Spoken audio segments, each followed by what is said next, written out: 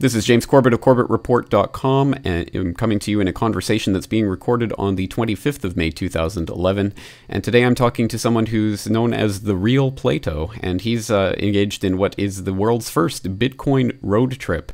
And he can be found at therealplato.com and also on Twitter at therealplato. It's great to have you here. Thank you for joining us today. Hello, James. Thank you for having me on. No problem. Well, I guess when we're talking about the world's first Bitcoin road trip, probably the first thing that we should do is define for people what Bitcoin is. And I know it's been getting quite a bit of attention lately, but I'm sure there are still people out there who haven't heard about this new digital currency. Tell people about Bitcoin, what it is, and how it works. Sure, James. Bitcoin is the first mainstream internet currency. So this is entirely digital. There's no physical coins or physical paper. It's all online. Anybody can send Bitcoins to anybody else. And the most beautiful part is that there's no central entity. It's decentralized.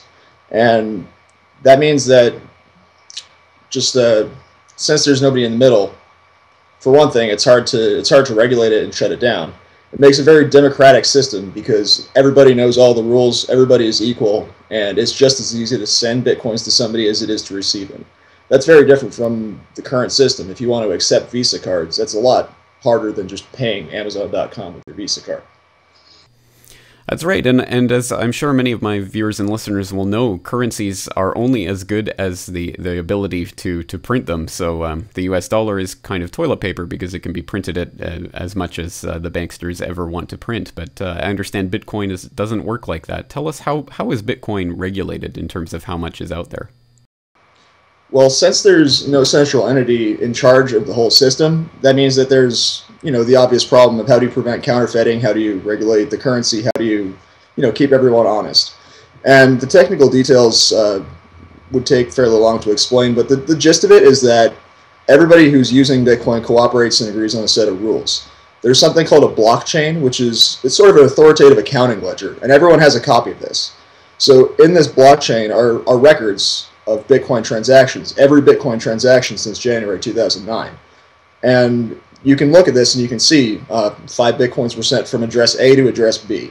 So some media have said that this is anonymous. That's not really true. It's pseudonymous. It is possible to look at this blockchain and see where the coins have been moving, but there's nothing that needs to tie that to a specific identity. So it can be anonymous if you're doing it correct, but it is not necessarily.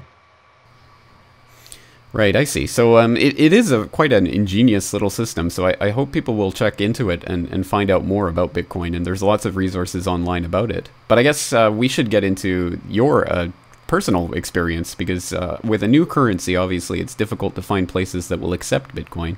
But you're out there really testing it and putting it to the test by going on a road trip based on nothing but Bitcoins. So tell us about that road trip, how you got the idea for it, and how's it going so far?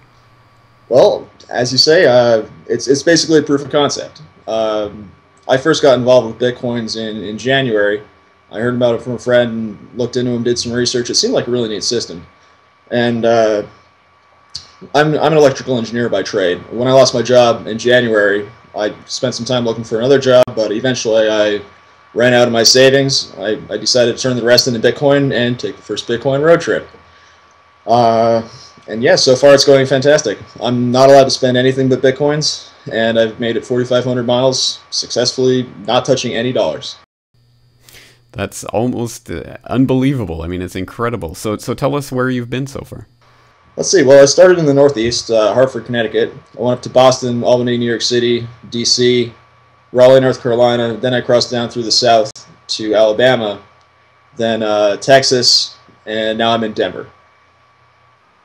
So the obvious question is, what are you doing for transportation? How are you getting around from place to place with only Bitcoins?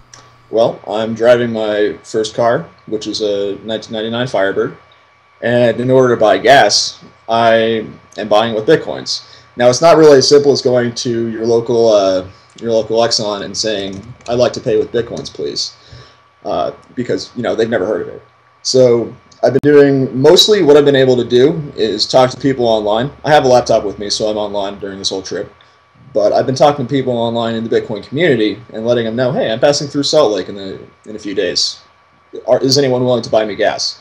There's been a great amount of good responses. I've had an incredible number of great experiences with just people I've met through Bitcoins. Now, sometimes it's a little hard to do that. Passing through Kansas on my way to Denver, there just wasn't anybody in Kansas, who was a part of the Bitcoin community. So what I did for that, previously I bought a gas card with Bitcoins.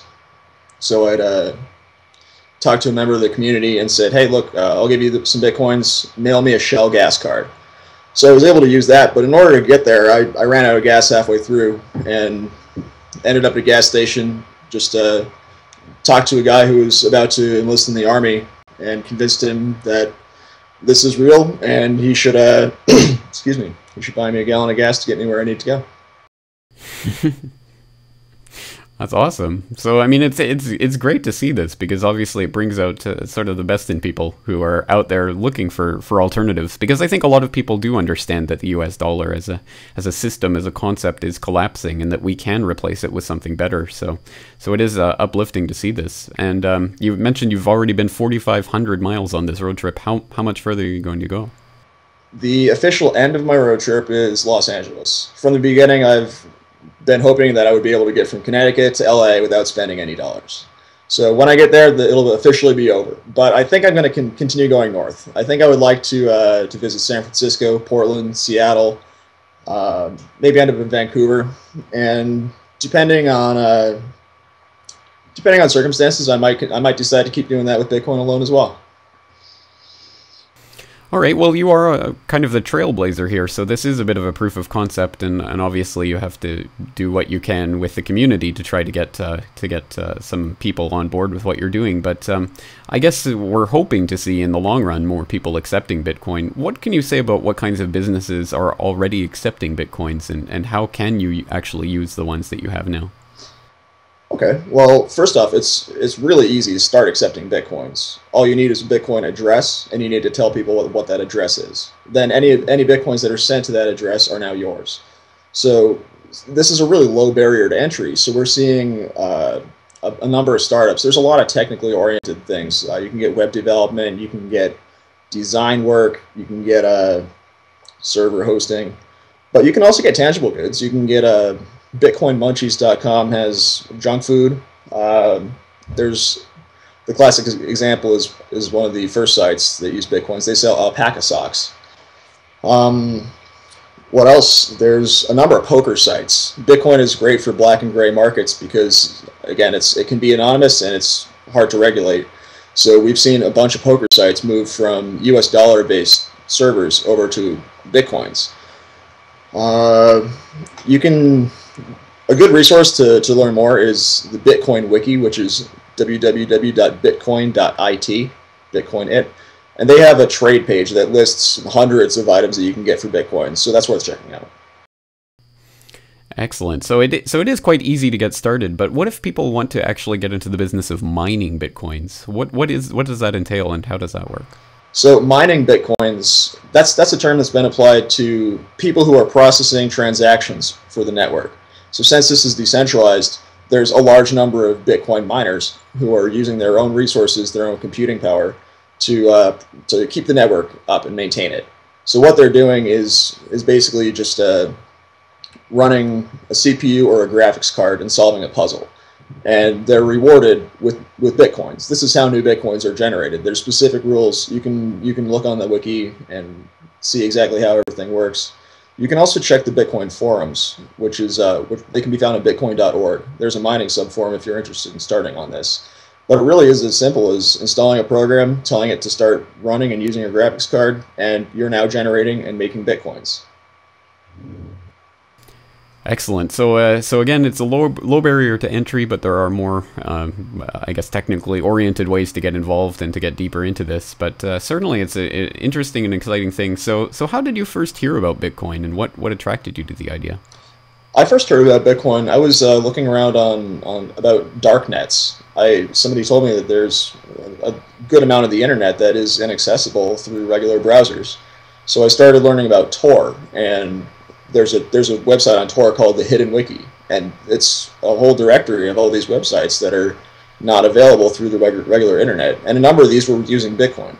So that's where I first heard the name, and I got my first Bitcoins in January when they were worth 42 cents. Now they're worth $7.50 last I checked. Excellent. So definitely improving. Well, it's an excellent system, and I'm looking forward to actually getting my own address and accepting Bitcoin donations from people, because I think it is an exciting new project, and I'd like to get involved too. So people can look forward to that. Well, tell people again about your website, your Twitter, and how people can stay up to date with what you're doing. Yeah, sure. My website is therealplato.com. And I'm actually in the process of revamping that. Right now it's simply a blog, but I'm planning on putting up a CV, some contact information, Bitcoin address if anyone would care to donate a couple of Bitcoins or two. And I'm on Twitter at the Real Plato. And I'm more active on Twitter than I am on the blog, just because it's such a simple, fast way to communicate. Absolutely. All right. Well, I'm going to be staying up to date with your road trip and see how things go. It's great to get in touch with you. Thank you for joining us today. Thank you, James. It's been a pleasure.